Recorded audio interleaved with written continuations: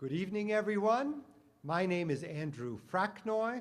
I'm the astronomy instructor here at Foothill College in Silicon Valley, and it's a pleasure for me to welcome everyone here in Smithwick Auditorium, as well as everyone listening to us or viewing us on the web, to this lecture in the 13th annual Silicon Valley Astronomy Lecture Series. This series of public lectures is co-sponsored by the Foothill College Astronomy Program, by NASA's Ames Research Center, one of the key research centers that NASA has around the country, by the SETI Institute, the Search for Extraterrestrial Intelligence Institute, an organization devoted to understanding more about life in the universe, and by the Astronomical Society of the Pacific, a venerable organization devoted to the public understanding of science. So on behalf of all those sponsors, I'm delighted to introduce tonight's speaker, one of my favorite people in astronomy, Professor Gibor Basri. He has been a professor at the University of California, Berkeley for more than 30 years, teaching not just astronomy, but also a course on science fiction with good science in it, a topic I'm very interested in as well.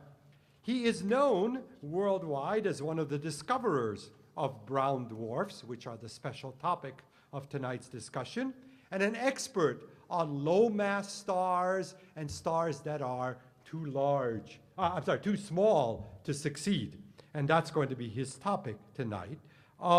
Professor Basri has used telescopes ranging from the giant Keck telescope in Hawaii to telescopes in space like the Hubble Space Telescope and the Kepler telescope, which is in orbit searching for planets around other stars.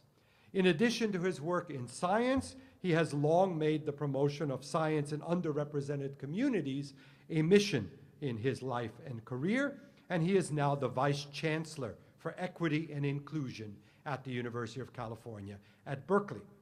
Tonight, he will treat us to a discussion of the topic that is uniquely his own, brown dwarfs and free-floating planets, when you're just too small to be a star. Ladies and gentlemen, Professor Gibor Basri.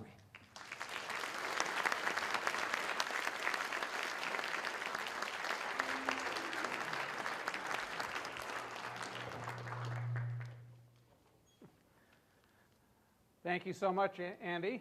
It's a pleasure to be back. This is not my first appearance at this particular setting. The last time I was here, I think I was talking about what is a planet.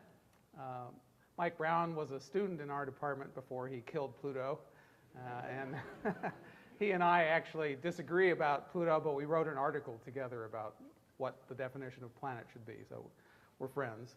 I came into the subject of what a planet should be through the discovery of brown dwarfs. So, planets, the definition of planets has two ends to it. One of them is, when are you too small to be a planet? Not the title here.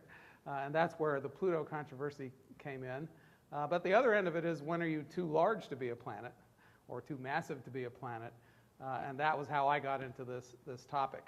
But that's not really what I'm going to talk about today. Today I'm going to try to sort of give you a feel for what has happened since we discovered brown dwarfs in 1995. What have we learned since then? Now, a lot of what we've learned is really physical. I am an astrophysicist, so I do like learning physical things about objects, but that makes it a little bit harder to talk about. So I'm gonna try tonight to give you actually a flair for the physical things that we're learning about these very small objects, and also a physical feel for why we don't consider brown dwarfs to be stars. Actually, I'll argue that maybe we should, but we'll get to that in a minute. I wanted to start with this, let's see. I should have figured out how to work this laser before I started.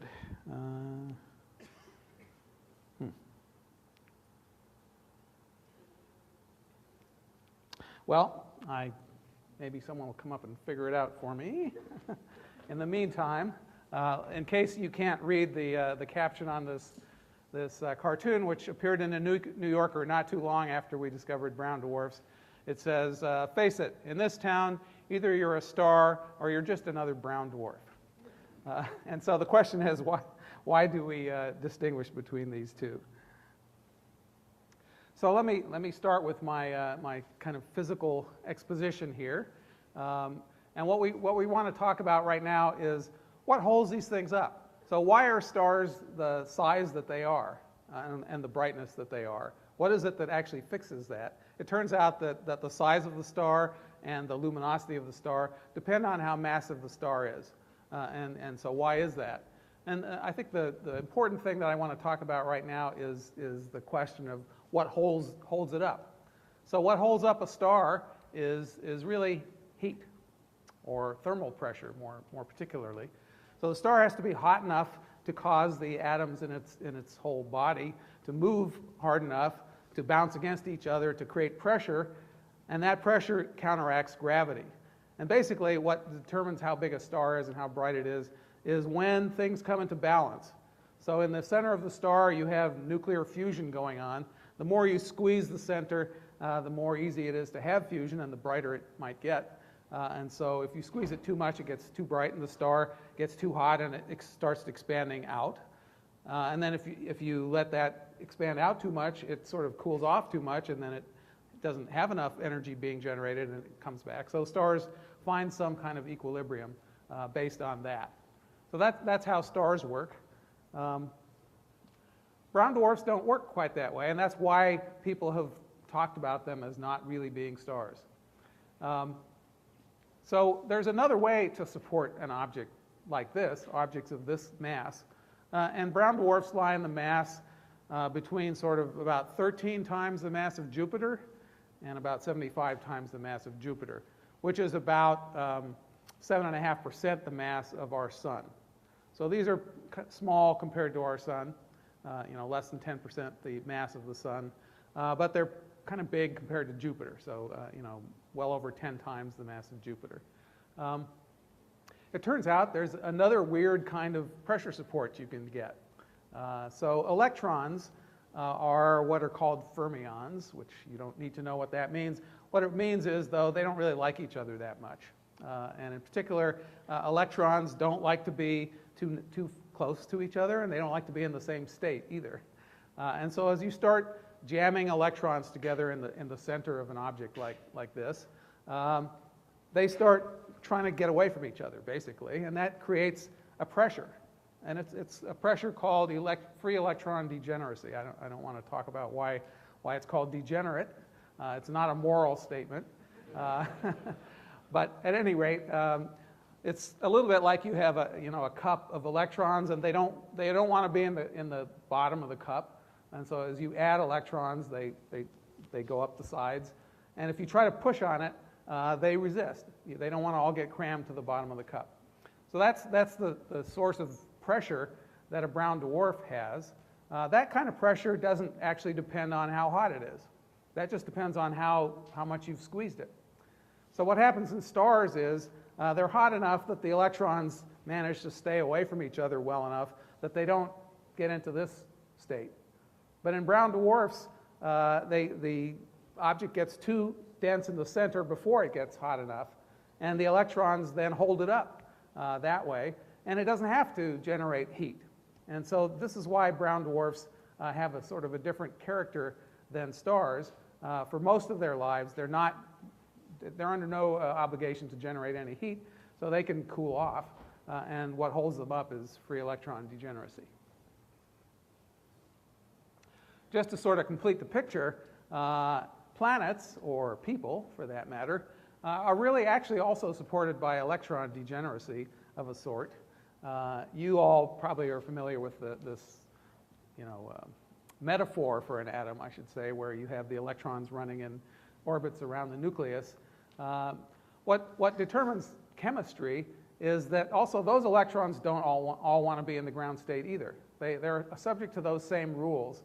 And so when you have atoms with a bunch of electrons around them, the electrons actually need to stay away from each other, and they form shells which are further and further out. And that is actually what gives us our volume. If you took the electrons and let them sit on top of the nucleus, we would all shrink to tiny particles smaller than bacteria. So we're almost entirely empty space us as people and our planet as well. And that's because electrons don't really like each other.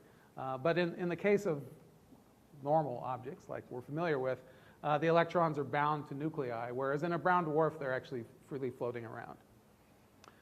So one thing I wanted to point out is in that kind of support, if you add more mass to something, it gets bigger, right? If you eat too much, you get fatter. If you dump a bunch of material onto a planet, it gets larger. That's not the same case when you have support by free electron degeneracy. If I add more stuff onto it, that wants to squeeze it harder. And in order for the electrons to resist it, it needs to actually get denser. So then they feel more need to stay away from each other to hold up this extra mass. So what actually happens for brown dwarfs and also white dwarfs is that if you add mass, it actually gets smaller. So it turns out that brown dwarfs are really smaller than Jupiter, for example. Even though they have 10 or 20 or 50 times the mass of Jupiter, the actual physical object would be smaller than Jupiter. And white dwarfs, which are basically dead stars, so our sun will eventually become a white dwarf, they have even more mass, so that might have a whole solar mass in it, but it'll be even smaller yet. So actually white dwarfs are more like the size of the Earth, and brown dwarfs are kind of the size of Saturn, maybe.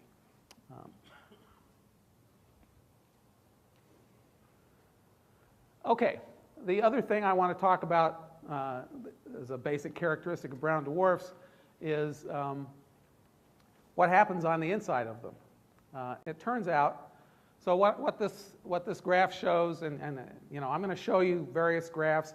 It's not that I want you to actually understand them. I just want them there as a prop while I talk about the basic physics behind it.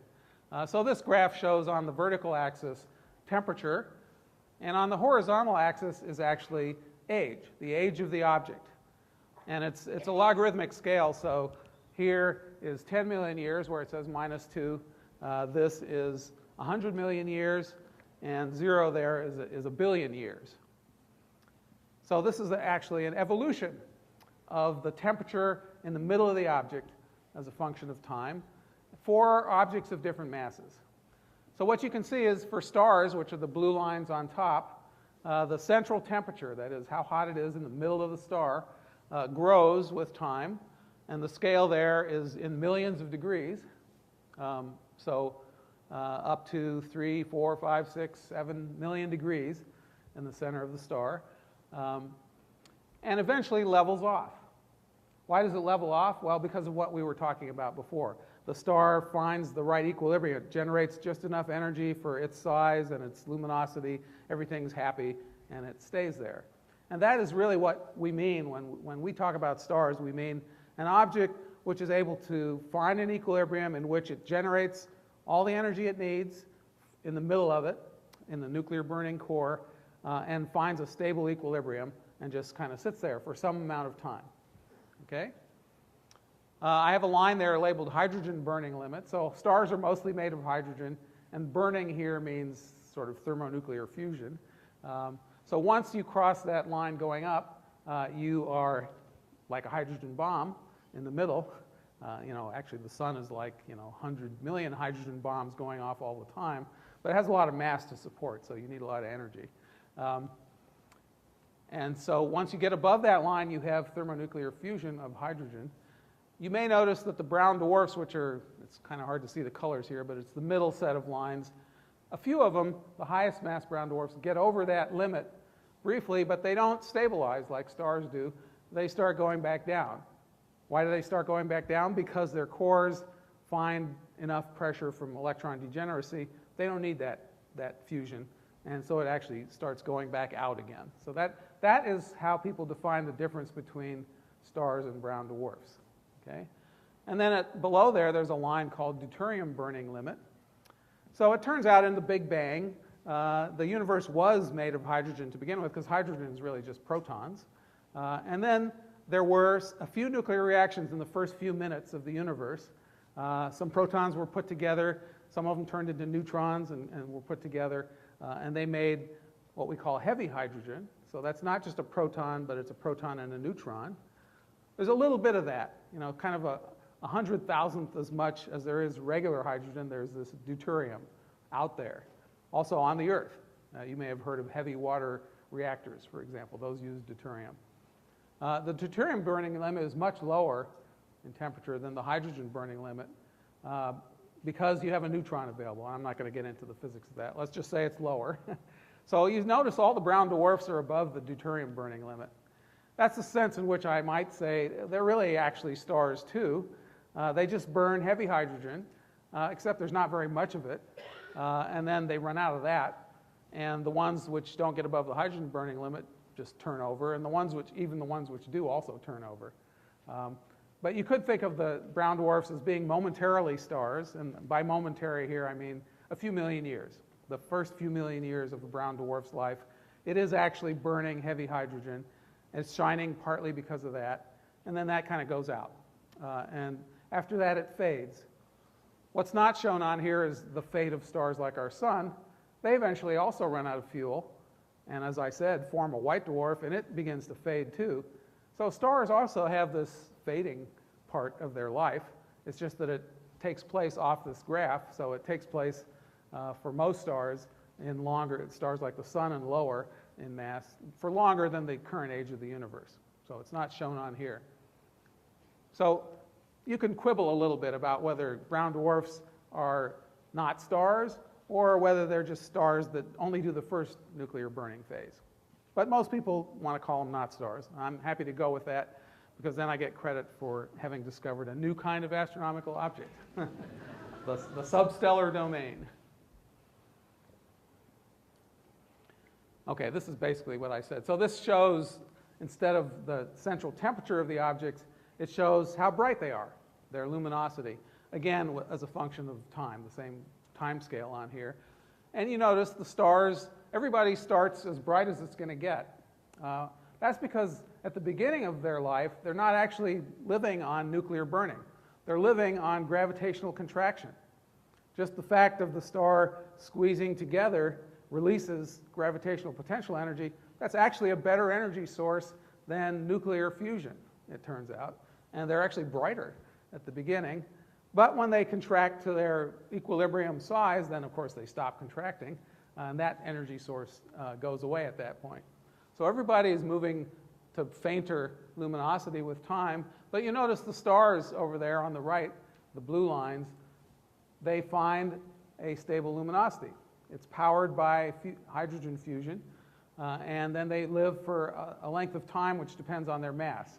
Actually depends on inversely on their mass. So the less massive the star is, the less fuel it might seem to have, the longer it lives. This is like sustainability in the galaxy. So, you know, if you drive a Prius, you don't use up as much energy, really, as if you drive a Hummer, and you can go longer on a tank of gas. And it's kind of that way with stars as well. So the low-mass stars actually can live for hundreds of billions of years, even though they might only have a third or a fourth the mass of the sun, whereas the sun kind of gives out after about 12 billion years. The brown dwarfs, you'll notice they're kind of flat at the beginning there, the green lines there. That's where the deuterium burning is happening. So they do have a flat part, and that's why I say you could call them stars then. But then after that, they're just cooling off. And the red lines at the bottom here are those objects that are below the deuterium burning limit. And I want to call those planets because they don't ever have any fusion at all. And they start off bright due to contraction, and they just cool with time. Okay. So that's an introduction to the physical characteristics of these objects. A lot of what we have learned about them and what we're interested in was that, but also what's their atmosphere like? And in particular, as you saw, brown dwarfs keep cooling with time. They cool into the regime, the temperature regime, where young planets, young giant planets, like the young Jupiter, the same temperature as a brown dwarf earlier in its career. So we're very interested in looking at those things because unlike planets, which are hard to see because they're usually found right near stars, and stars are usually a lot brighter than the planet, and that makes it hard to see it. A brown dwarf is usually found out by itself. So we can actually look at it and see what the surface is like, what does the atmosphere look like, and I'll talk about some of the really interesting features of that. But basically, we're learning about also what do young planets look like. I'll also talk a little bit later in the talk about the fact that we actually see a few young planets directly now. We can compare them to brown dwarfs at the same temperature. So that's a lot of the interest. Now I'm going to get a little more technical on you for a moment, but because it's kind of interesting, actually. And this also shows you why brown dwarfs are sort of planet-like in a sense. So the first plot on the upper left there is a plot of atmospheric transmission. That's our atmosphere, the Earth's atmosphere. I'm going to talk about spectra. So let me just explain what a spectrum is. A spectrum is a little like your radio dial. Okay, you can turn your radio dial and you get different frequencies as you turn your dial. And there's different stations at different frequencies, and you can listen to one or the other or the other. Well, light is like that. In fact, radio and light are actually the same thing. It's just the light is higher energy, higher frequency. So what a spectrum means is, let me look at some characteristic of either light or the things that absorb light as a function of wavelength, or if you like, as I turn the dial. Okay?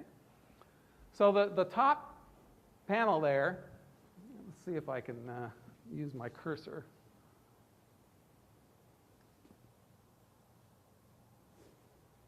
Can people see the arrow there? All right. Sorry, I didn't bring a laser. I should have brought one. Oops. This top panel here shows the atmospheric absorption. This is the Earth's atmosphere as a function of wavelength. And you don't need to know what wavelength means. All you need to know is that this blue band here is what we call the infrared. So you can't see that with your eye. It is longer wavelength, it turns out, than your eye can see. But if you put on night vision goggles, they work in the infrared, and for reasons that I'll explain in a minute. This yellow band right here, that's what your eye can see. So this little segment of this graph is the region in which your eye works. That's the visible, what we call the visible part of the spectrum. And, not surprisingly, I don't know why this keeps going away. Not surprisingly, the absorption in our atmosphere is pretty low there. You knew that. That's why you can see me, right? Air doesn't absorb a lot of light in the visible part of the spectrum. Of course, it's no accident that our eyes evolved to operate there, where the air is pretty transparent.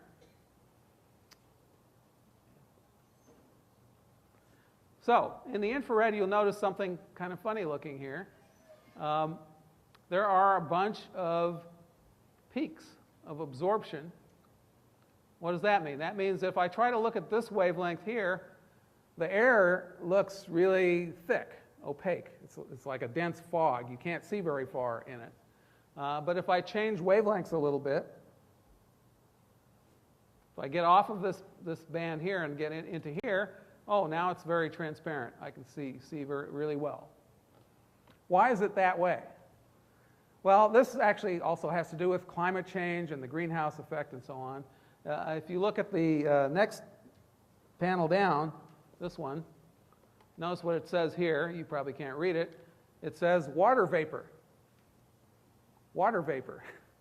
So obviously the Earth's atmosphere has water vapor in it. And water vapor has this funny pattern of absorption as a function of wavelength, where it has these regions where it absorbs a lot, and then if you move in wavelength, suddenly it's transparent, and then it absorbs a lot again, and so on. That, and you notice the next one down here is called carbon dioxide. This is the one everybody's all exercised about. We put more carbon dioxide in the atmosphere, we're going to get more of a greenhouse effect. What does that mean? It means those bands that absorb are going to be stronger.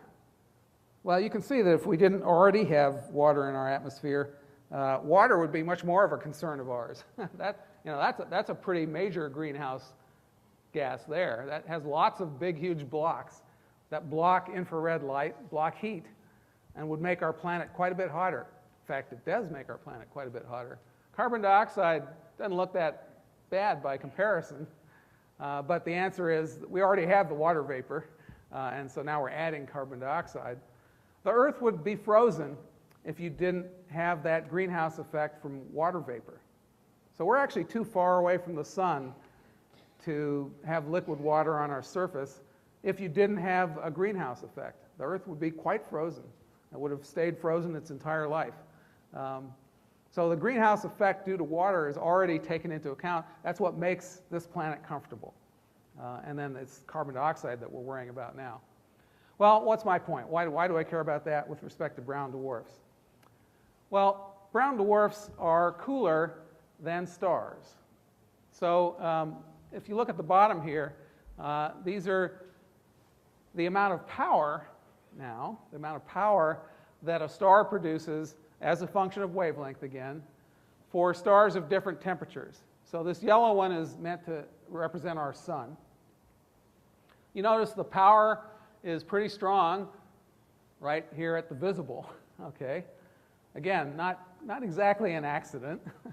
Maybe a little bit of an accident, but at any rate, everything works out nicely. The sun puts out lots of power in the visible part of the spectrum. The atmosphere is transparent to that, and our eyes work there, so it's all good.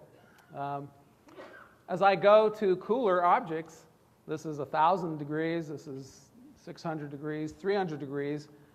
300 degrees, this is the Kelvin scale. This is about the temperature of the Earth, okay? So you put out power like this in the infrared. This is 10 microns, which is a unit of wavelength, if you like. So we're all sitting here shining right now at these wavelengths. So if I turned off all the lights, it would be dark, but dark and visible light. If our eyes worked at 10 microns, we'd see everybody glowing. In fact, you all put out about 100 watts all the time, but mostly at those wavelengths. Brown dwarfs live in sort of this part of the spectrum. So they're like 1,000 degrees or a couple thousand, or the cool ones are a few hundred degrees. So they put out most of their power out here, well away from the visible. That's why for visible light, brown dwarfs are really faint. They're putting all their juice out here. They're not putting out hardly anything over here in the visible. So we want to observe brown dwarfs. You want to look at them with telescopes or whatever. You're a lot better off if you can move over to the infrared. They're going to be substantially brighter. But if I move over to the infrared, I've got to deal with those absorption bands as well. Because if I'm on the ground, I'm going to be looking up through our atmosphere. On a brown dwarf, they're cool enough that water vapor also forms, amazingly enough. You know, it's hot enough that it's steam, really. There's plenty of steam in the atmosphere of a brown dwarf. The steam has the same pattern there. So it's hard for the light of the brown dwarf to come out where those absorption bands are high. The brown dwarf's pretty opaque. And it's easy for the light to come out in between them. So the brown dwarf tends to shine out in the holes in the spectrum there, which happen to be exactly the same holes in our atmosphere. So it's like there are windows in the atmosphere of the brown dwarf. These are windows in wavelength where the light comes out. And they happen to be lined up with the windows in our atmosphere so the light can come down. And so the spectrum of a brown dwarf, as seen from the Earth, and as seen at the brown dwarf even, looks like this. And hopefully you now understand why it's got this really strange peaked appearance. This is what the spectrum of the sun looks like up there. Nothing like that. Sun's too hot. It wipes out any molecules, so there's no water vapor in the sun. So it doesn't have to deal with that source of blockage. But a brown dwarf can look like this. And we can see it, just because our atmosphere actually is somewhat similar. So water vapor is the controlling thing in both instances. I don't know if that was comprehensible to this audience, probably at least some of you. If you want to ask me more about that, hold your question and ask it at the end. Okay, so I said brown dwarfs cool off. over time. So we should expect to see brown dwarfs of different temperature. Maybe if I didn't point it out. Also, it depends on what mass you are. So if you notice the mass scale over here, the most massive star shown is 200 Jupiter masses, which the Jupiter is about 1,000th the mass of the sun. So that's about 0.2 solar masses, 20% the mass of the sun is the top line there. The break between stars and brown dwarfs you see is somewhere in the 70s. So like as I said, 7% of the mass of the sun is where you go from stars to brown dwarfs. But you notice the mass scale is going down. So if I go to any particular place here in luminosity, or it could be in temperature, I can find the same place for a higher mass object later. So if I drew a line, a vertical line across, a horizontal line across, I would say, let's say I did it here at -4, I'd intersect planets first, but really young planets. Then I'd get into the brown dwarfs, but they'd be a few hundred million years old. And then if I'm high enough, then I'll actually hit really low mass stars, really, a billion years or a few billion years into their life, all at the same luminosity or all at the same temperature. So it's tricky in this domain. You really, if you want to understand the object, you really need to know what mass it has, but also how old is it.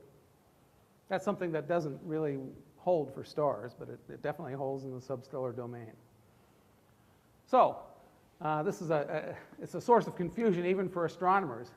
So we'll talk about brown dwarfs of different temperatures, and they'll tend to think that, oh, the cooler one is actually lower mass. Well, that would be true if they were all the same age, but they're not all the same age, so it's not necessarily true.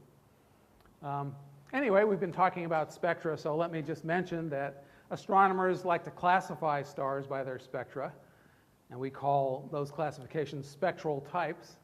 And it's a really weird system. It doesn't, it's letters, but it doesn't go in order. It's O, B, A, F, G, doesn't really make sense. And it also didn't go far enough to cover brown dwarfs.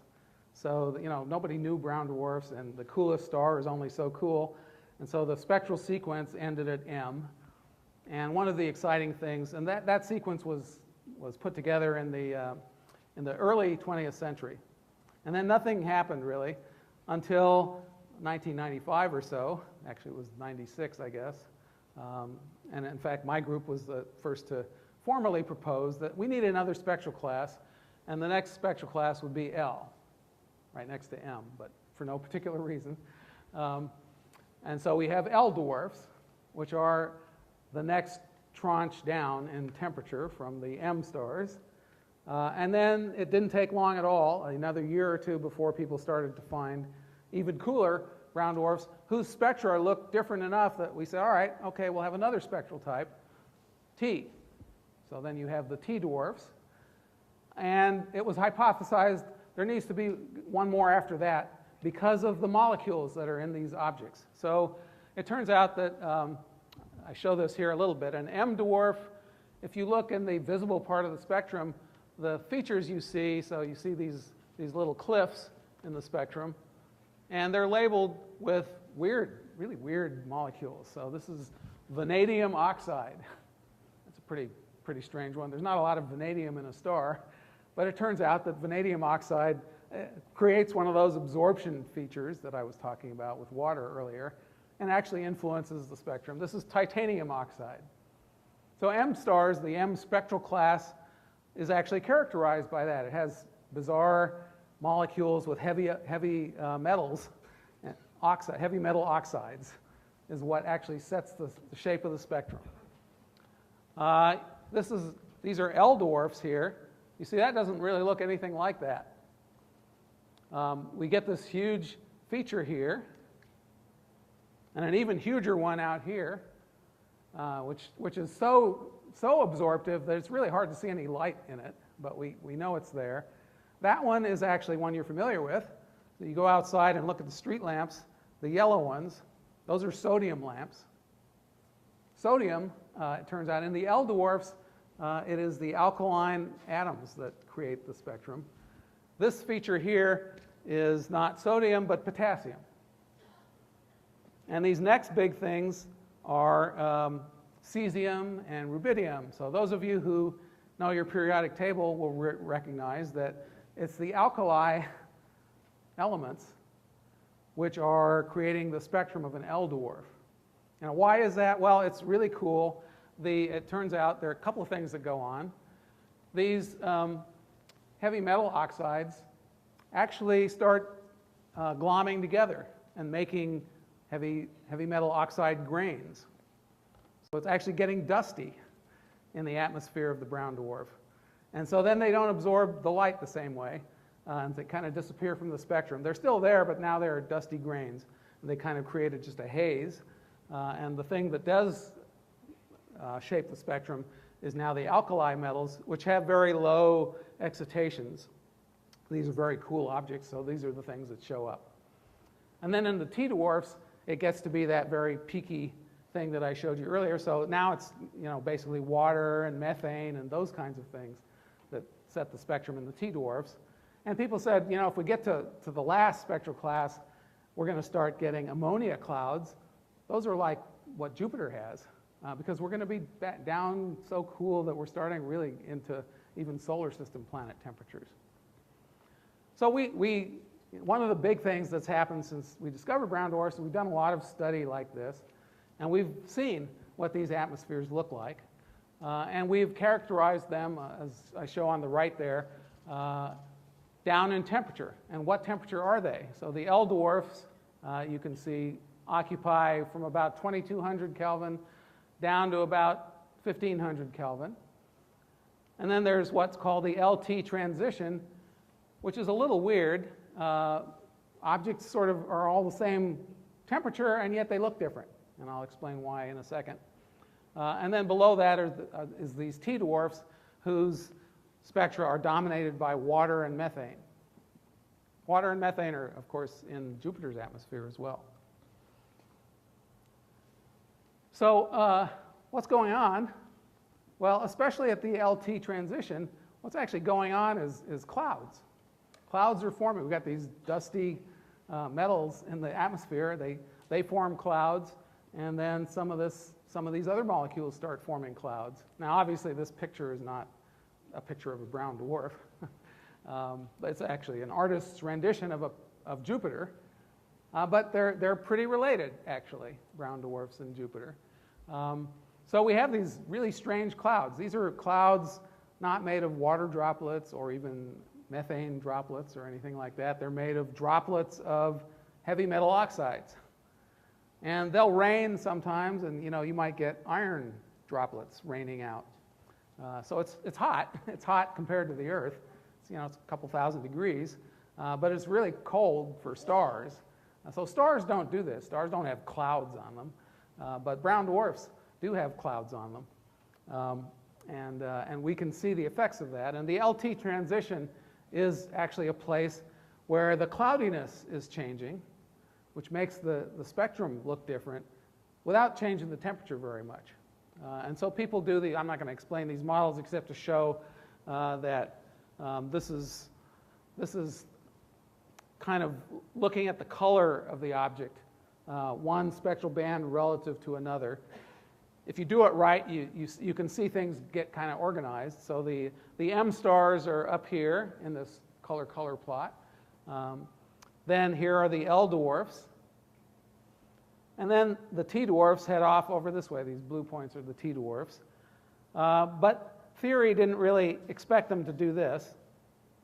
And these lines on here are models that people do of these objects in which they include cloudiness. And in fact, basically it gets cloudier and cloudier as you go this way. And so people now play this game where they see these points on here and they say, well, this thing's somewhat cloudy, and this is more cloudy, and these are pretty cloudy. And you ought to be able to tell maybe if it's got different levels of cloudiness on it. Maybe there's some weather you could actually see. Now, of course, remember, these are all distant objects. We only see a point of light.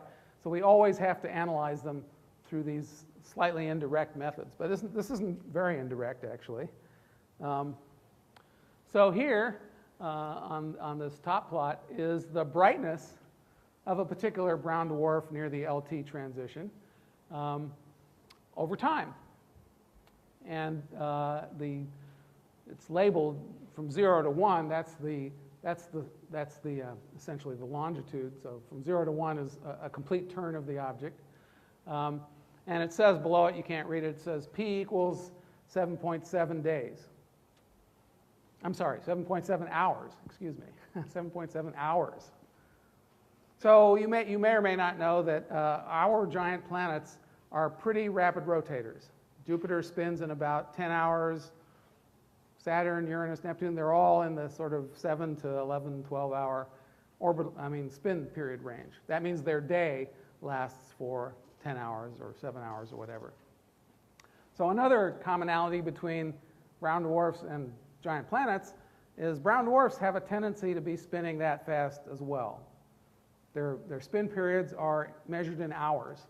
So you can watch during a night and see whether you see any change as the brown dwarf spins once. It might spin all the way around in one night of observation. And what that plot up there shows you is the brightness varies, and it varies in a systematic way. So it looks like one side of the brown dwarf is brighter than the other side, and then it does it again.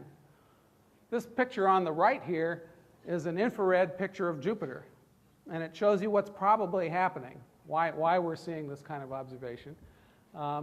So Jupiter, as you all know, has clouds too, and has sort of clear spots. So there's no solid surface. So if the cloud's clear, you see deeper clouds. But these objects are organized so that the deeper you go, the hotter it looks. So in the infrared, the bright parts of Jupiter there are places where it's less cloudy. I can see further into Jupiter, and it's hotter. And if it's hotter, it's brighter. And so that's what those bright bands are. So you can look at Jupiter, and you can say, okay, the bright areas are areas where the upper clouds have cleared, and I'm seeing down to another lower cloud deck. Well, suppose the other side of Jupiter didn't have that particular cloud pattern on it. Maybe it was more filled in. Then that side would be darker than this side. Or if it was more cleared, it would be brighter. And as Jupiter spun, even if you couldn't see that, you would see this. And so we do believe that we see weather on the brown dwarfs. And then over time, like over a few days, the pattern, the depth of the dips, and so on changes slowly. That's got to be the weather changing on the brown dwarf. So that's another very nice way in which they sort of look like planets in a sense. So over here, there's a model people have done from this data, trying to figure out, what is the clearing and what's the temperature difference. So this on this axis is temperature difference, and on that axis is the actual temperature of the object. So it looks like, a temperature difference of maybe 300 or 400 degrees. So you can figure out how much further in you're looking to get that kind of temperature difference. So how much clearing there must have been. And the object itself is, something like 1200 Kelvin. 1200 Kelvin is kind of like what's in your toaster oven when you're toasting. So if you looked at these things, people used to think they would look like a dull red. But as I've explained to you, their spectra are significantly more complicated than that. This sodium and potassium absorption and so on basically takes out the middle of the spectrum. So your eye would see something at the red end, and then it would see a little bit something at the blue end. And that's why when we draw them, and they were misnamed, they probably should have been called purple dwarfs. So the person who named them brown dwarfs is Jill Tarter, who has been the research director at SETI Institute right here for a long time. And she was thinking, these are cool enough that they'll form dust. And she was right about that. And then she was thinking, well, dust is, I don't know, brown, whatever. And that's how they got called brown dwarfs. But actually, they're more like purple dwarfs.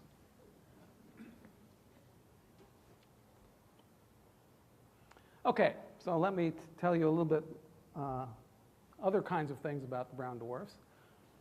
For one thing, they're not all alone. So brown dwarf binaries are certainly found. The upper picture there is a picture I took. This is at the Keck telescope. I'm about to try to take a spectrum of the brown dwarf. It's that, let's see, I guess I can use the cursor for this one. It's this little bright dot here. And that black stripe just below it is the slit of the spectrograph. So I'm about to move it into there and take a spectrum. That's how we get this kind of data. But you notice there's this big bright,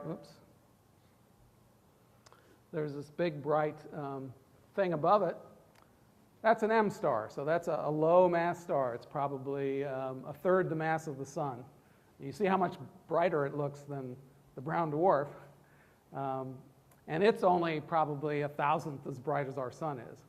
So the brown dwarf is really, really faint. So that's one of the reasons they weren't found for a long time. They're hard to find. This is a Hubble Space Telescope picture we took of one of the first brown dwarfs that was an L dwarf that we were looking at. And in fact, we looked at three L dwarfs to test whether any of them had companions.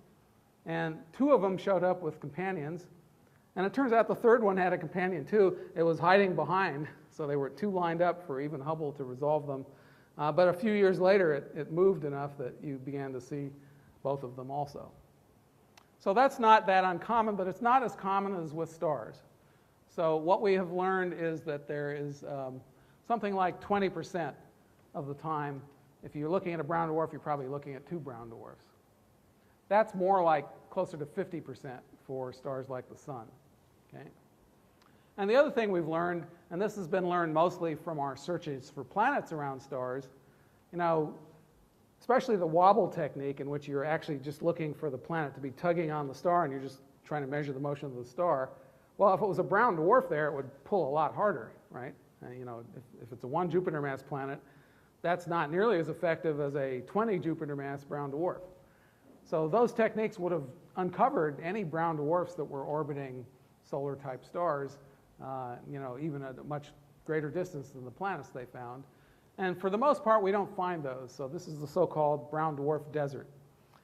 So I don't want you to get the wrong idea, though. The brown dwarf desert only means there's a kind of lack of brown dwarfs which orbit reasonably close to stars like our sun. So it's not very likely we would have a solar system in which there was a brown dwarf around a sun-like star. But it's much more common that they would be in orbit around a low-mass star or in orbit around each other. Okay, now I want to spend a little bit of time on what has been the most excitement in the brown dwarf game over the last couple of years, which is, not too surprisingly, a NASA mission. What's great about a NASA mission is it goes into space where you don't have to worry about this water absorption in our atmosphere anymore. Okay? So what you'd love to do, and what they did do, is get an infrared telescope up in space. The telescope itself, of course, you don't want to be warm because that glows in the infrared. So you have to cool the telescope down to sort of liquid helium temperatures. And you needed infrared detectors that were big arrays of detectors like the ones you have in your cell phone for visible light. And those have only recently really been available. So that's why this mission didn't happen before. But so here's what the WISE mission looks like. You see it's not that big. It's kind of the size of a Volkswagen bus or something. And most of it is actually a liquid helium tank to keep the telescope cool. And that only lasted for less than a couple of years. But during that time, was able to scan the entire sky several times. And the idea, now you're experts on spectroscopy, so you can get this idea pretty quickly. The idea is to go into the infrared. So here's 1 micron and 10 microns again. Remember, the Earth sort of emits over here. So do brown dwarfs that are only a few hundred degrees hot, right? So let me put my own filters onto the spacecraft and design them cleverly. So I'll put one filter here, so it'll pass light in this part of the spectrum. That'll measure the brightness of things that are sort of the temperature of the Earth, or a couple times the temperature of the Earth. Things that are hotter will look even brighter in this band until the peak of the wavelength moves too far away, then they'll start getting dimmer again over there. But the main trick is here. Let me take one of these big bright bands that come out of the brown dwarf. I'll put a filter right on there. So that's a little like our own atmosphere. Okay? So our atmosphere lets through light at that wavelength. So does this spacecraft filter. But the trick is, now I can afford to put another filter right next to it where the Earth's atmosphere totally knocks out the signal, but I'm in space. So I can measure the signal right adjacent to here, where a brown dwarf also knocks out that signal. Okay, great though. If I ratio these two filters, I can detect all the objects that have a really big peak here, because I know that it's not bright right here, but it is bright here. Okay, whereas on the Earth, I wouldn't have any idea what happened here, because I can't see anything at that wavelength. So that's the essential trick of the WISE mission. It's not that it's a wise thing to do, although it is a wise thing to do, but it stands for Wide Field Infrared Survey Explorer. Okay? And that mission flew in the last few years. It actually had another band out at 22 microns for even cooler stuff. But that wasn't brown dwarf science. Okay, so here now, we've talked about spectral type a little bit. So here are the M stars, here are the L dwarfs, here are the T dwarfs, and here's Y all the way over here. So this is really a temperature scale going from warmer to cooler, except that on a stellar scale, the stars are all out here. So we're into the substellar temperature range here. And this is that ratio of those two clever filters, the ones that find the peak. Okay?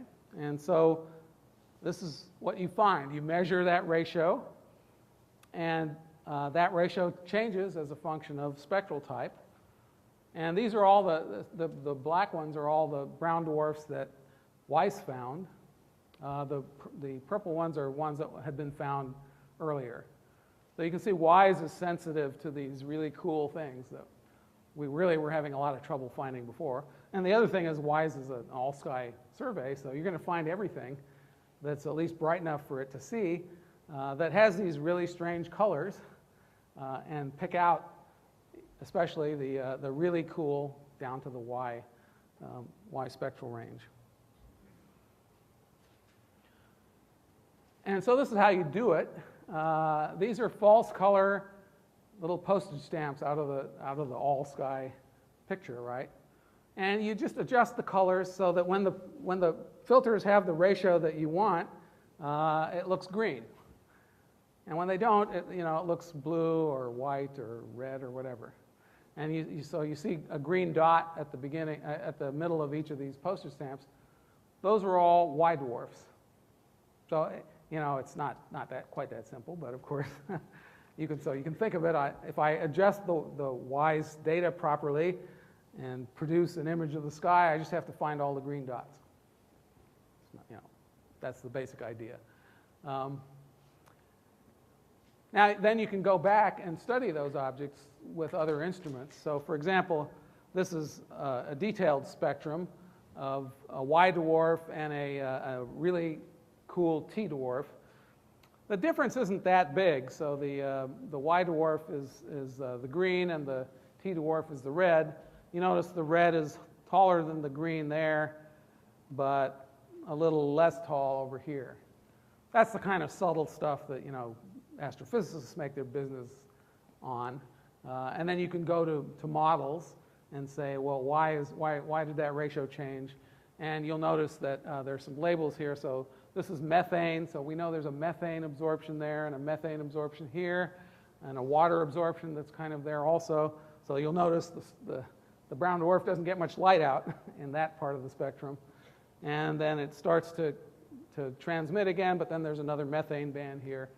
And the ratios of those bands and the intensities of them depend on temperature. And so that's how we can take a spectrum like this and turn it into physical properties of the object itself.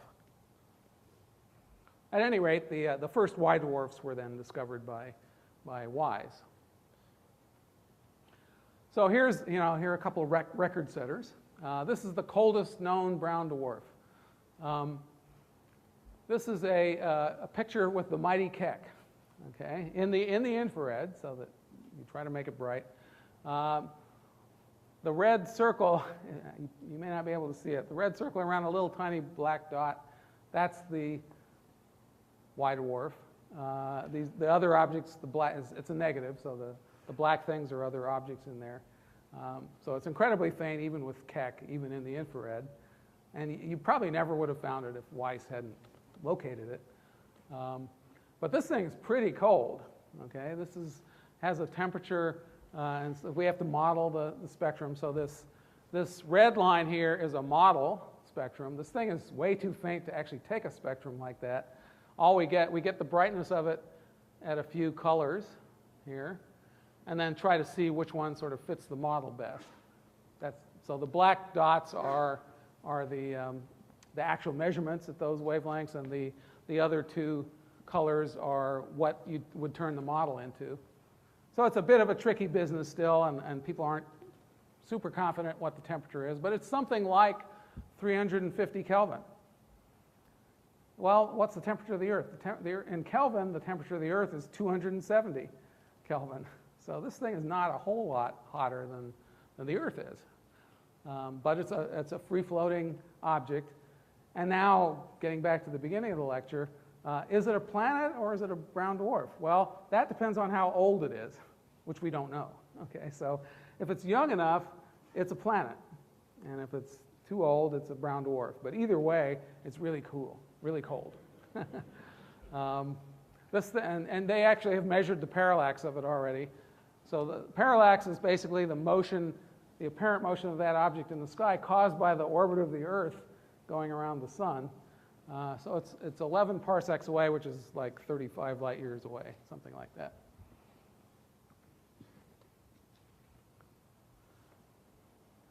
But then we also have the closest brown dwarf, which actually turns out not to be one brown dwarf, but two. This is quite recent. This was announced earlier this year. Also discovered by Weiss and then followed up by ground-based telescopes. This one's only 6.5 light years away. So those of you who know this stuff will know that the very closest star to us is Proxima Centauri, which is an M star, which is about 4 light years away. So this isn't much further away. It's the third closest object currently known to our solar system. It is not a T dwarf or a Y dwarf. It's actually an L8 and T1. This is a Weiss image of it. Weiss doesn't have a great spatial resolution because it's operating in the far infrared. But then you can take a Keck picture, and actually in this case you see two, like that picture I showed you earlier. So it's two brown dwarfs. Temperatures of sort of 1300 and 1200 Kelvin. Again, don't know how massive they are because we don't know how old this thing is. But best guess, based on how it's moving through the galaxy and so on, something like 50 and 60 Jupiter masses for those two objects. Their apparent separation on the sky, we do actually already have a parallax for it, so that's how we know it's 6.5 light years away. So those are only about 3 AU apart. So that's like the asteroid belt and the sun, something like that. That's how far apart they are. And their orbital period is something like 20 years. And the South African Large Telescope actually took the first resolved spectrum of them. So that's how we know the spectral types. So those are the two spectra down there. You notice this big potassium absorption we talked about earlier. So that's an L dwarf. And here you can see the two separate components, so they got them both. So everybody's pretty excited about this thing right now. It was unclear whether the very closest thing to the sun would be a star or a brown dwarf. The way we're thinking now, that there are probably about a few percent as many brown dwarfs as there are stars. So that would mean the odds are that the closest thing is a star. But that wasn't known 10 years ago, and this one's close. So on the other hand, I think Weiss probably has found all the close brown dwarfs. I don't think everyone has And the data is not fully reduced, but this might be it. This might be the very closest brown dwarf to us. Okay, and then I did also want to talk about what I would call free-floating planets briefly. Now, if you want to see free-floating planets, you want to catch them young, right? We saw that. The younger you catch them, the brighter they are, and the hotter they are. So the best place to look is where stars are just being born now. And so that, people will recognize the Horsehead Nebula. This is what's called the Sigma Orionis star formation region. This has been one of the happiest hunting grounds for what we would call free-floating planets. So, very red objects, although you can never trust colors on an astronomical picture. But they actually are very red. Since we know the age of the stars in this very young cluster, we presume the planets are the same age, we can infer a mass based on their luminosity. And these things are less than the deuterium burning limit. So they are sort of 10 Jupiter masses, 8 Jupiter masses, 6 Jupiter masses. So it looks like the same cluster and conditions that form stars work all the way down into the brown dwarf realm and even beyond into what we would call free-floating planets. Now, whether those planets were born free or they were escapees from a planetary system is still a bit of a question. So I do want to also show you a really exciting system that has been discovered in the last few years. This really wiggy-looking thing here is a star, but it's been blocked by an instrumental that's called a coronagraph. So you try to block off all the light from the star. You don't quite succeed, but you get rid of almost all of it, leaving this weird thing here. But now you see, and this is an infrared picture, 1, 2, 3, 4 objects, which are very red, very faint, and we kind of know the age of that star, actually, and so you can infer the masses of these things. And 3 of them are in the sub-deuterium burning realm, so I would call them bona fide planets. And the 4th one, B there, is like 20 Jupiters. Well, this is throwing people for fits, okay? First of all, though, it's nice. You can observe them, obviously. You can take a spectrum of each one. That's been done quite recently as well. You can't really see the comparison spectra on here, but they're of spectral type L and T. So it's what I said earlier. The brown dwarfs and the planets will pass through the same temperature ranges, and young planets will look like the same as brown dwarfs. But they're not quite in the same place on that plot. There are those green dots there. And that's another one of these cloudy diagrams. But where you sit on that diagram also depends on the surface gravity of the object. So if these are planets, they're not going to have as high a surface gravity as brown dwarfs of the same temperature. And so they move a little bit over, as predicted by theory. And they look relatively less cloudy. But that hasn't been tested yet. But what's really weird about this system is you've got these 4 objects. And in fact, we've been observing them long enough you can begin to see them move. So they're in orbit around the star. So that looks like a planetary system. Thing is, these are 100 AU and more away from the star. And all the theories of planet formation say it's really hard to build a big planet that far from the star. Never mind 4 of them, one of which is a brown dwarf, even bigger. And so I would say right now this is a theoretical conundrum for planet formation folks or star formation folks. We see quadruple star systems, but they're never like this. They're always 2 stars are close to each other, 2 stars are close to each other, and those 2, they're going around each other like that. So it's a hierarchical quadruple. This one is definitely, there's a massive star in the center and 4 little guys going around it. So it is arrayed like a planetary system, but at least one of those is definitely a brown dwarf. And in my article with Mike Brown, we talk about the fact that we'd love to classify things cleanly into how they're made and so on, but nature may not cooperate with us. And I would say it probably didn't there. Well, I've talked about that one. So how do you make them anyway? Well, our classic picture of planet formation is when you make a star, you always end up with a disk around it, and that we see that observationally. And the disk, it turns out, I mean, it's turning out, the Kepler results are telling us the same thing. Once you get a disk, you almost certainly get planets. That is why we don't know all the details of planet formation. It looks pretty good at this point to say that if you've got a disk, you probably have planets. But how do you get really big planets? There are two competing theories. One is you make little planets and then you keep piling stuff on until you get a big planet. That's sort of the classic planet formation theory. The other possibility is the disk has either some kind of instability in it or maybe a vortex or something in which material ends up being collected in one place pretty rapidly, and you can build up a 10 Jupiter mass object that way. So that's called gravitational collapse. These are computer models over here of things forming. This one forming in the classical way, so it got built up from smaller things, but now it's getting material out of the disk. They tend to open up a gap in the disk, but that's not really stable, and stuff flows in across the gap in two streams, and actually I've studied a T-Tauri star where we see that happening on a stellar scale, so it definitely happens. In the upper plot, what happens is they just made a disk which was sort of substantive enough that it was pretty unstable, and it basically just collapses and makes a bunch of reasonably high mass objects.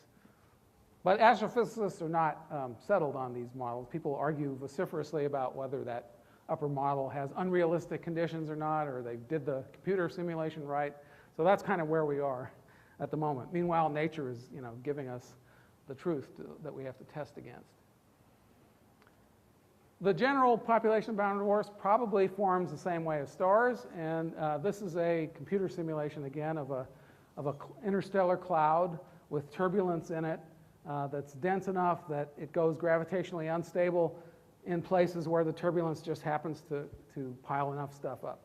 And all those white dots in there are stars or brown dwarfs that have formed out of this cloud due to turbulence. And you can see material still flowing in along filaments, and then it gets into this dense region and starts making stars or brown dwarfs. And they get kind of the right fraction of brown dwarfs out of models like this. For those of you who've seen pictures of the universe making galaxies, this might look similar, and it is. It's the same kind of process, basically. And then the other consideration with brown dwarfs is maybe they just get kicked around by stars, and that's why they don't end up as real stars. So those same models, which produce stars and brown dwarfs, and when you look in detail, what happens is you get the star-forming region. You can actually see two stars forming at the center of that disk there, and they trigger further instabilities, and another object forms. And then what happens is you end up with a couple of pairs there, and one or two objects get thrown out as all this complicated orbital dynamics goes on. You can't see this very well, but this is the orbital tracks of objects in those simulations. So it's a mess, right? Stuff's coming in, forming, interacting with other stuff. And brown dwarfs, or I should say, the smallest objects are the ones most subject to ejection. And what some people are arguing about is maybe what happens is you're starting to make a star, and then that thing gets ejected before it's able to collect up its due in material, and it would have been a star, but it got thrown out too early, and that's why it's a brown dwarf. The other possibility is you just make brown dwarfs, and then as they interact with the multiple stars near them, they end up being the ones thrown out just because they're easier to push around, essentially. So maybe it's just because they're WIMPs, and so then they stay WIMPs like that. Okay, so that's a little tour through the things that we're learning about substellar objects since they were discovered. So in less than 20 years, since these objects were hypothetical in 1994, We've seen all the way down to planet-like temperatures, even almost Earth-like temperatures at this point. We've seen objects being born. We've seen objects that have cooled over the age of the galaxy. There's a lot of really interesting stuff happening right now about clouds on brown dwarfs and weather, and actually the difference between L dwarfs and T dwarfs may have partly to do with the sky clearing. So you have L dwarfs are cloudy and T dwarfs are not cloudy. And we see them as companions to stars, to each other, and to nobody. And this is kind of where we're going for the next few years. So cloud formation, it turns out, even on the Earth is not all that well understood. That's one of the headaches in these climate change models, is people don't actually know how to model clouds that well. So maybe we'll learn something here that will help us with cloud modeling. And how that depends on mass and temperature and so on. And then the Y dwarfs, we really have just begun to scratch the surface in the last few months. So there's a lot left to do on the Y dwarf thing. And finally, as I was talking about at the end, there are a lot of connections between brown dwarfs and planets. But what are they exactly? Are they related to formation or not? Are the atmospheres different when they're low gravity and high gravity? All that kind of stuff. So it's still a very exciting field, and a lot of people are in it now. And the Weiss catalog has been sort of just released, so you can expect a lot more results over the next few years. Thank you.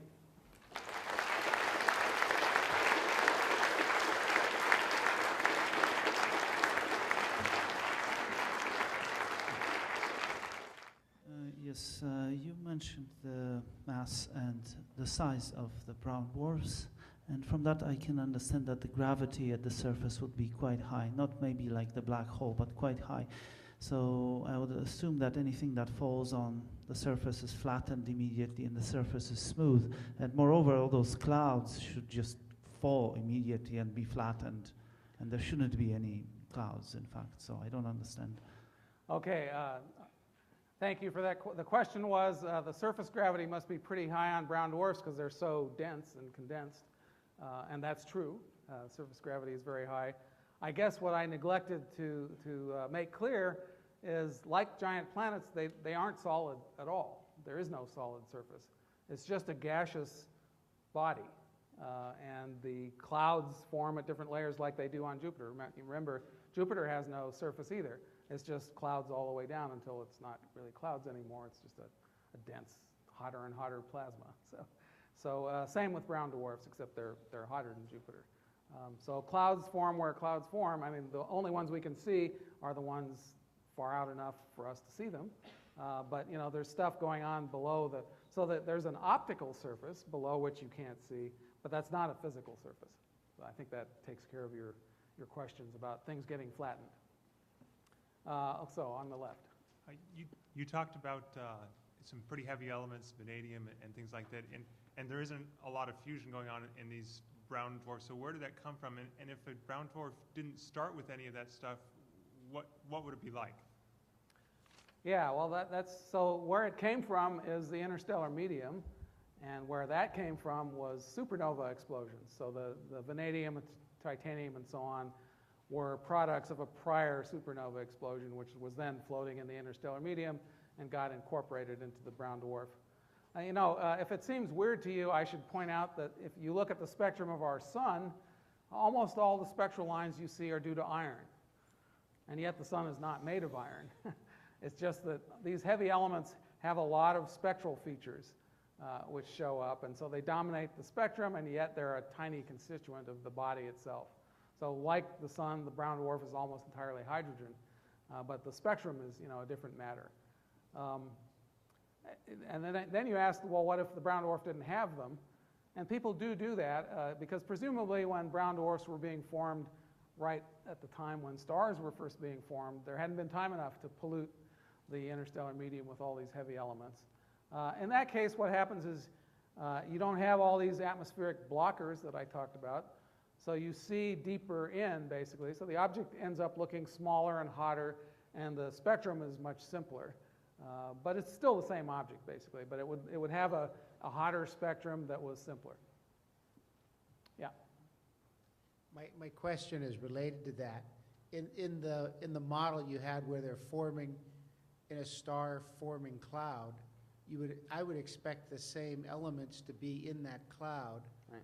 And you know, in the development of a star versus the development of a brown dwarf, what happens to the elements? Is that a difference in their composition? No, they're all made the same. This is something it took astrophysicists a while to figure out. So you take the same star, you turn up the temperature to 10,000 degrees, and you get an A-star spectrum. All you see is hydrogen lines. So there you can say, oh, this thing's made of hydrogen. You turn it down to 5,000 degrees, and now you see a lot of iron lines, okay? But it's the same object. It's just that the hydrogen lines are masked by this absorption of iron, which was there before, but actually the thing was too hot, the iron was ionized, and the hydrogen was nice and strong. Now the hydrogen has mostly drained to the ground state because it's cooler, so that's not giving you big lines, and the iron's present. And then as you keep cooling, you start getting molecules forming in the atmosphere. So in the M stars is the first place where molecules actually start dominating what it looks like. So you get vanadium oxide and titanium oxide. Those are, as I say, there's hardly any vanadium or titanium in the thing, but it forms these oxides, and they blanket the spectrum with absorption lines. Even though there's hardly any of it, it is more opaque than all the real stuff. And so it's kind of sitting in a layer above it, hiding what's really there. But the composition is the same in all cases, right? They're all made from the same interstellar medium. Yeah? Hi. One thing you said that puzzled me, which is, I know that small stars are much more common than large stars, and from all the talks I've been going to from Kepler results, small planets are looking much more common than big planets, and planets are looking more common than stars. Right. But you're saying that brown dwarfs are less common than M-class stars, so there's this dip. And I'm wondering if maybe just we haven't detected them, or if there's a theoretical basis. Is the universe old enough for closely formed pairs to have spun down to become M stars, or what? No, that's a really good question. The difference between the frequency of stars and the frequency of planets is likely a formation difference. So you don't make planets the same way as you make stars, for the most part, although there's probably some overlap, which is what I was talking about. But for the most part, the distribution of planet sizes is just divorced from the distribution of star sizes because they're made differently, and in fact, they're made around stars. But the distribution of star sizes is peaked. So as you said, the small stars are more common than the massive stars. About a third of a solar mass looks to be the peak of the mass distribution, and as you go smaller than that, it goes down again. And actually, it turns out there's a very nice theoretical argument for that. It turns out if you say that I need 5 distinct ingredients to do star formation, and I don't need to say what they are even, and each of those ingredients has a sort of bell curve distribution to it, but the 5 are all necessary. Then the central limit theorem yields a mass distribution, which is what's called log normal, which is basically like a bell curve but in logarithmic space. So that'll have a peak. And now where the peak is, well, that depends on what the actual processes are and how they're distributed. So it's a third of a solar mass for whatever reason, but it falls off on both sides of that. And so that's why the brown dwarfs are not as common as the stars. Thank you. Yeah. Sir? My question sort of feeds into that. I mean, I understand from globular clusters that we found some planet inside globular clusters that were formed in a different processes that, the sweeping out process, but it's coagulation of material. So I was wondering if you could expand on that. What is the terminology you would use for the formation of a planet inside a globular cluster and brown dwarfs? If it's not the sweeping out process, do you have a name for it? And then Yeah. I guess I'm just happy with that. Well, so we're not, I hope I gave you a little skepticism about whether we really know how planets are formed or how these objects are formed. when we see them around stars. Like the system I showed you is basically a puzzle. But there are two fundamental mechanisms that I didn't fully name. One is called core accretion, in which you start with a core and you start putting stuff on top of it. And the other one's called gravitational collapse or gravitational instability, although it might be fluid instability. At any rate, those are the two basic processes. And so I don't think anybody really knows the globular cluster planets, which are, I think you're talking about ones that are still orbiting stars, right? That's right. Yeah.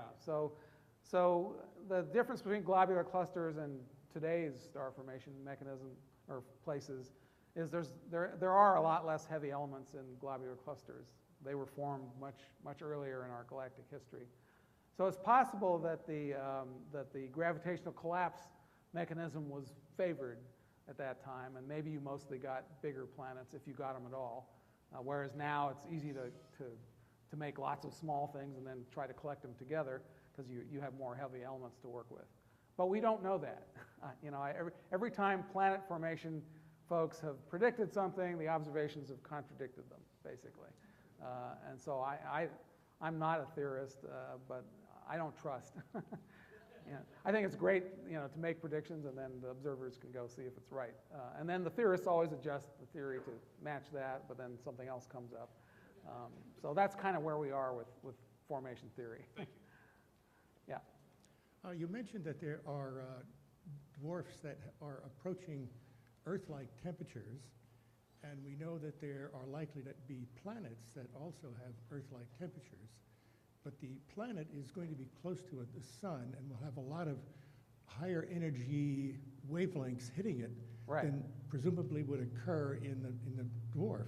And I wonder if there's any speculation with respect to the friendliness to creating life under these two quite different conditions. Do we need the high energy wavelengths coming in as part of the process?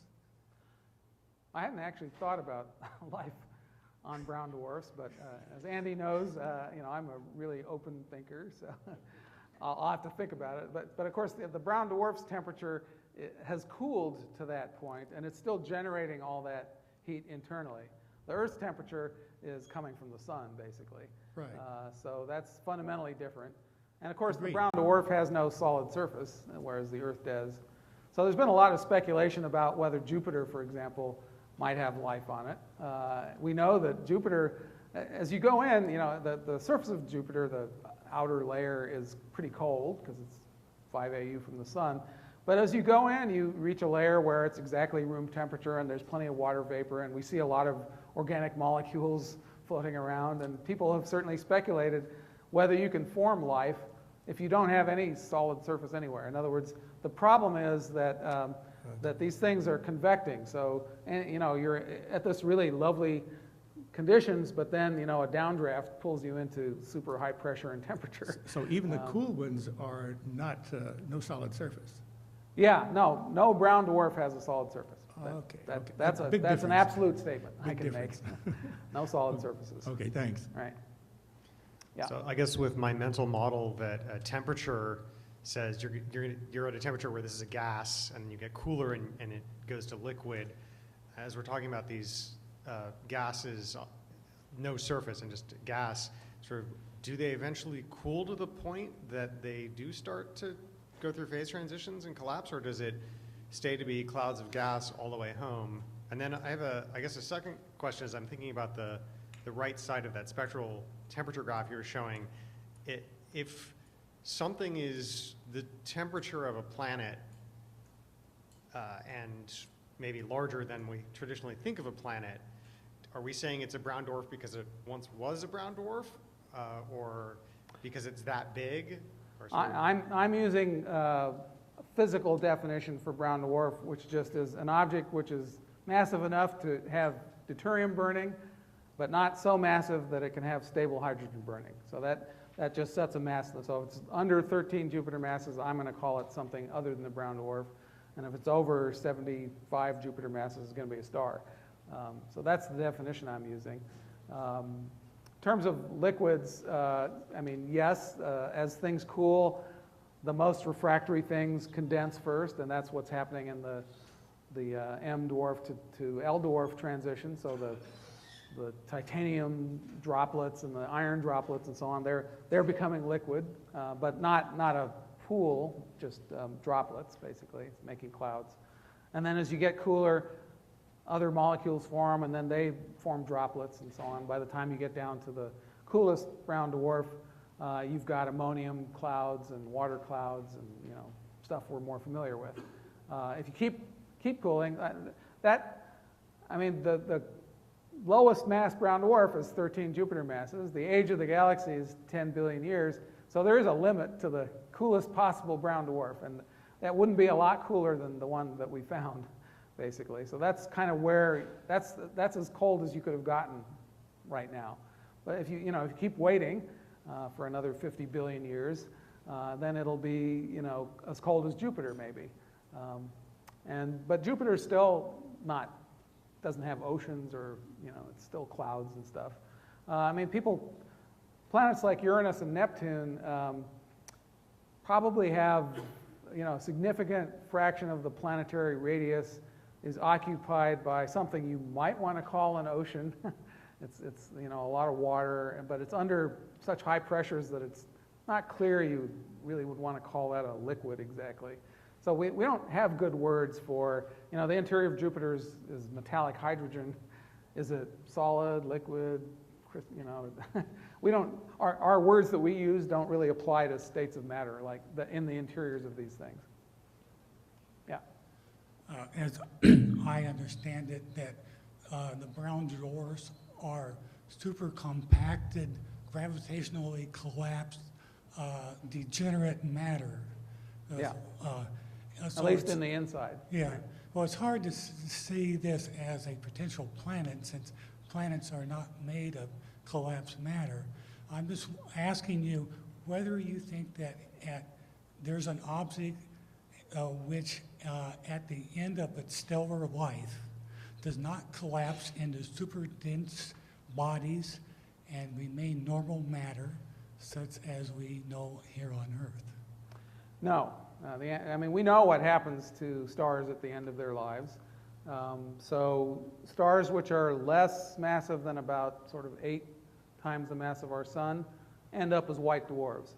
Now, you could argue about whether a white dwarf ends up being a crystalline structure. They do, you know, in theory anyway. So it can end up a stellar-sized diamond in a sense. So the material in a white dwarf is carbon and oxygen. So the carbon is compressed far harder than diamonds on the Earth.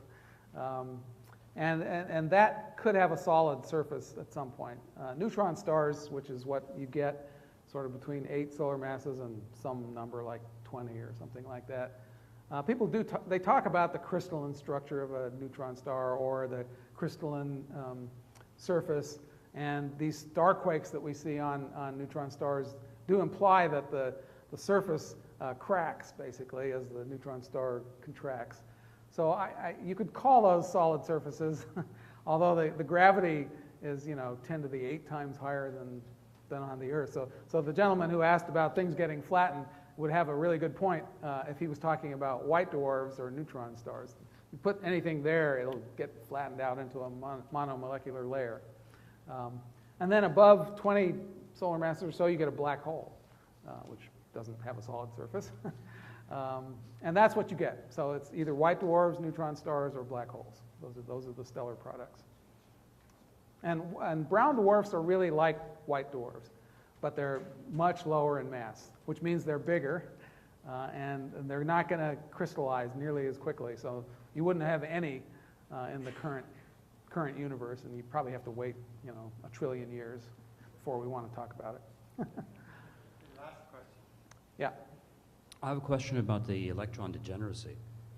The picture that I'm getting from you is that we have electrons that are filled from their lowest energy levels up to whatever's needed, right? All right, so we have levels that are filled up to, let's say, well, this would be like a very conductive object. We fill up to a Fermi level. Beyond that, you'd have free electrons on the outside. And if the thing is rotating, so you're going to have an extraordinarily very high magnetic field that's generated by a very rotating, highly conductive object. Well, it's a little trickier than that. So first of all, the electrons don't know about the state of every electron in the whole object. They know about the electrons within some sphere of influence. But they do get relativistic in the interior. So they have the ones that are squeezed out of all the lower energy states are squeezed up to high enough energy states that they end up moving relativistically. But that's happening in a certain domain, and then it's happening everywhere. But it's not as though you have to have an electron which is at a higher state than any electron in the whole brown dwarf. It's just any electron that's within its sphere of influence, basically. And that's happening on the interior. But as you get high enough or I should say, as you go far out enough on the brown dwarf, the gravity is getting less, and the temperature is getting less, and you get back into normal states of matter at some point. So then you just have regular free electrons. They're not degenerate. And so it's more like Jupiter as you get towards the outside of the brown dwarf. And of course, the parts we're looking at are really normal matter. So we have water vapor and stuff like that. So that's nothing like a degenerate gas. So it's really deep in the interior where this degeneracy pressure operates. But that's the place where you would get nuclear fusion, and it's not needed because the electron degeneracy provides enough pressure already. Well, if they're degenerate down there, then wouldn't they also be, they would have to be very, very cold as well? Well, it depends on what you mean by cold. In a thermodynamic sense.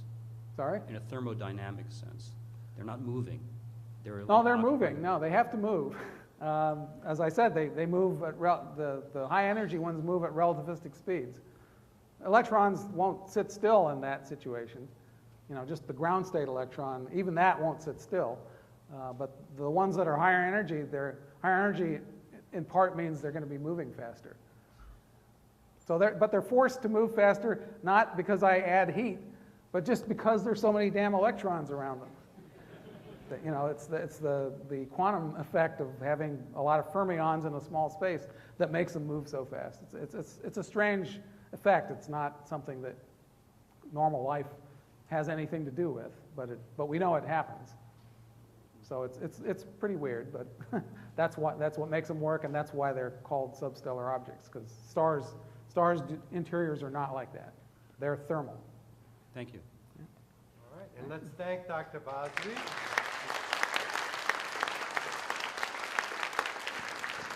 Thank you. Excellent. We'll see everyone in May. Drive carefully.